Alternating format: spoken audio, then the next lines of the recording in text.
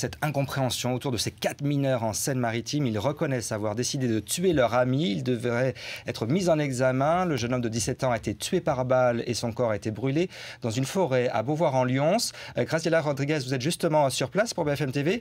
C'est comme un guet-apens qui a été organisé.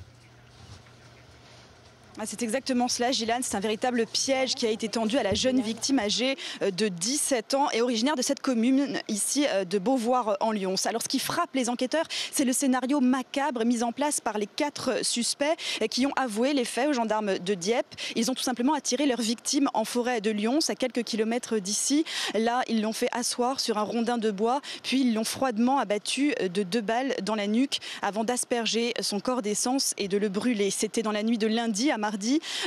Quelques heures plus tard, c'est un garde forestier qui a fait la macabre découverte. Et sur place, les enquêteurs ont découvert très rapidement le téléphone portable de la victime ainsi que les restes calcinés de sa carte bleue. C'est ce qui a permis de l'identifier très rapidement et de remonter très vite ainsi jusqu'aux 4 suspects. 4 suspects âgés de 15 à 17 ans, 2 fratries originaires de 2 communes voisines, des mineurs qui ont avoué les faits et qui ont même donné l'arme du crime aux enquêteurs. L'arme qui a été retrouvée dans une mare à proximité de la résidence de l'un des suspects, une carabine, donc 22 longs rifles.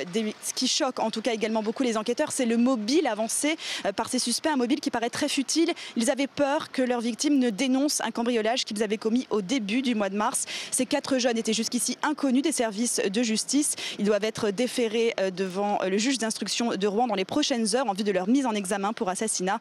Ils risquent jusqu'à 20 ans de prison. Graziella Rodriguez avec Baptiste Gosselin.